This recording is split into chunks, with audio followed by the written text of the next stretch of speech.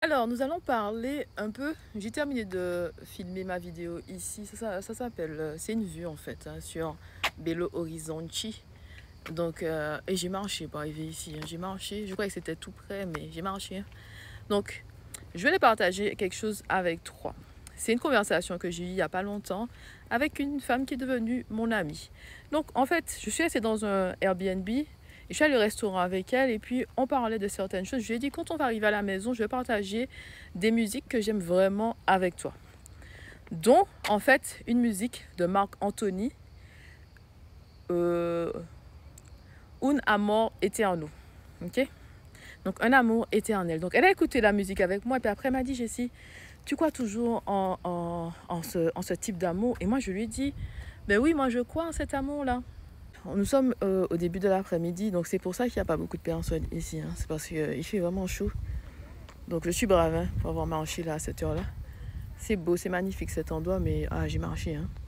Donc moi je te disais que je crois toujours en cet amour-là. Je crois qu'il existe des hommes qui veulent se marier conformément à la volonté de Dieu et qui sont en attente d'une épouse de valeur, d'une femme vertueuse, d'une femme intelligente, qu'ils attendent vraiment sur Dieu. Moi, je crois, ok? Je ne te dis pas que là où tu habites, il y a forcément ce type d'homme ou ce type de femme. Parce que j'ai remarqué que quand les gens se plaignent qu'il n'y a pas, en fait, de femmes de valeur autour d'eux, ils parlent toujours de leur zone géographique, tu vois? C'est-à-dire que la personne va venir me dire, oui, tu sais, ça n'existe plus, tu n'en vois pas dans ta zone géographique, là où tu habites, dans ton quartier, dans ta ville, dans ta commune, je ne sais pas, dans ton village, il n'y en a pas. J'ai rencontré des hommes qui craignent le Seigneur, notamment à l'église hein, où j'étais. J'étais volontaire dans une église à Londres et j'ai rencontré beaucoup d'hommes qui craignent le Seigneur et qui veulent faire la volonté de Dieu. Et je connais beaucoup de femmes de valeur qui sont en attente hein, que ce mari les trouve, tout simplement. Donc, mais moi je dis, j'y crois. J'y crois en ce genre d'amour-là. Je crois aussi qu'il y a des hommes qui respectent les femmes. Je crois qu'il y a des hommes qui prient pour avoir une femme intelligente. Je crois qu'il y a des hommes qui disent à Dieu, je vais prendre soin d'elle, je vais me dépasser pour elle, je vais l'aider, je vais en fait l'accompagner dans ses projets. Comme je sais qu'il y a des femmes qui prient pour leur mari déjà. Ok? J'ai 36 ans, je te dis ça, j'ai 36 ans. C'est pourquoi tu ne penses pas quand j'en ai 26 et que la vie est quelque part devant moi et que voilà, j'ai 36 ans. Et en général, quand les femmes ont 36 ans et ne sont pas mariées, elles sont en panique et elles prennent les choses en main. Elles n'arrivent pas à attendre sur Dieu parce qu'elles se disent que je risque de rester seule toute ma vie. Donc il faut que je prenne les choses en main et que j'aille me chercher quelqu'un. Non, plusieurs vidéos, j'ai déjà dit, moi j'attends sur le Seigneur. J'ai déjà pris mon vaccin s'agissant des relations amoureuses. J'ai eu une longue expérience avec quelqu'un. On n'était pas mariés. Donc c'est quoi? C'est de la... Je te dis les choses, c'est de la fornication.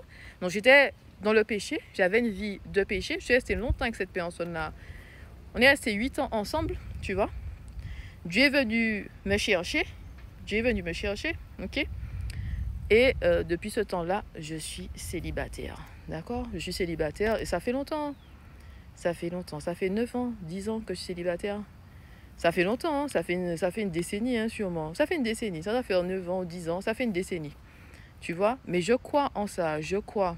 Je crois.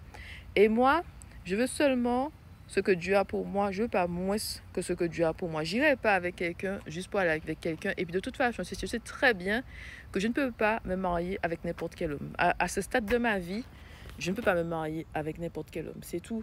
C'est tout. Je ne peux pas me marier avec n'importe quel homme.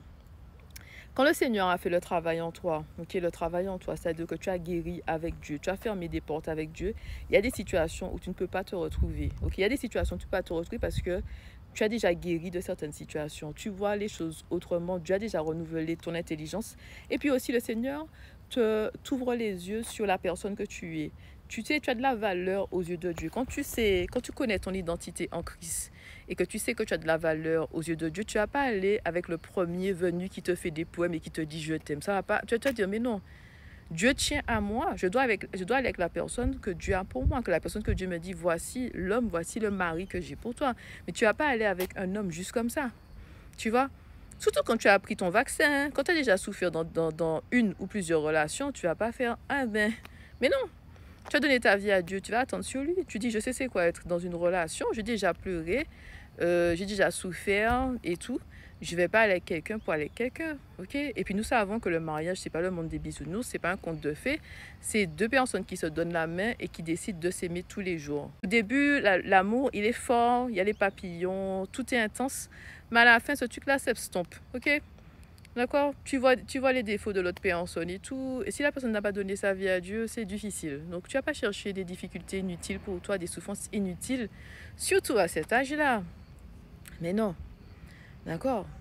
Donc, moi, je veux être une bonne épouse pour mon mari. Je veux le soutenir, le respecter, être là pour lui, accomplir les choses que Dieu a mis dans son cœur. C'est-à-dire vraiment, la femme, tu sais, la femme vraiment dans la Bible, là, tu assistes ton mari, tu aides ton mari, tu encourages ton mari. Je veux être cette femme-là, mais il faut que cet homme-là me voit comme une bénédiction. S'il me voit comme une roche, tu te rends compte, tu vas avec un homme au début, il t'aime, et puis ensuite, il te traite comme une pierre, comme une roche. Tu vois, tu peux être une femme de valeur, mais comme tu es avec quelqu'un comme ça, qui ne voit même pas ta valeur, justement, il va te traiter comme une roche, comme une pierre. Tu vas te battre à chaque fois. Tu vas pleurer toute seule le soir.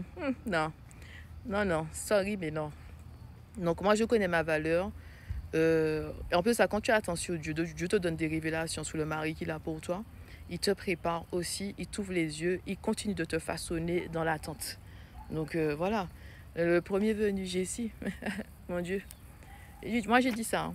Dieu doit me dire, ma fille, voici ton mari. Il va me dire, quand tu as une relation avec Dieu, que tu es au pied de Dieu, que le Seigneur a la première place dans ta vie, quand il te guide dans tout ce que tu fais, si le Seigneur te guide dans ta carrière professionnelle, il te guide aussi par rapport, par exemple, au logement, la maison dans laquelle tu habites. Il te guide aussi pour trouver la voiture que tu as vraiment besoin, la bonne voiture et tout. Il te guide aussi, par exemple, avec tes finances. Crois-tu pas que Dieu peut te montrer qui est ton mari ou qui est ton épouse? C'est-à-dire que le Seigneur, il est grand, il est tout puissant dans certains domaines, mais tu ne fais pas confiance à Dieu dans d'autres domaines. Et ce domaine très important qui est le mariage, tu te dis que je suis plus intelligent ou plus intelligente que Dieu et que je vais trouver mon mari ou mon épouse seul. C'est compliqué, tout ça.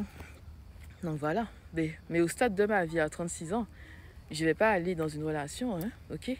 Je vais aller avec un homme juste pour dire que j'ai un mari et puis je suis dans la souffrance. D'accord? Non. C'est pas méchant, c'est contre personne, mais moi, au pied de Dieu, Dieu doit me dire, voici, Jessie, le mari que j'ai pour toi. Mon enfant, ma fille, tu vois cet homme, c'est ton mari. Voilà. Tu vois cet homme, c'est ton mari. Oui, Père, je vais me marier avec lui. Ok? L'homme que Dieu va me dire, voilà, c'est lui ton mari. Je vais me marier avec lui, tranquillement. Tranquillement, me marier. Je dis, je fais confiance à Dieu aveuglément. La relation avec Dieu, ma relation est beaucoup plus forte que mon envie de me marier. Il y a des personnes, vous avez fait du mariage votre Dieu. C'est-à-dire que vous êtes désemparé, désespéré parce que vous êtes toujours seul à un certain âge. Vous êtes devenu un Dieu. Pour moi, non. Dieu d'abord, ensuite le mariage. Je ne me marierai pas avec quelqu'un que Dieu n'a pas validé, approuvé. Non. Non mais ainsi, ok?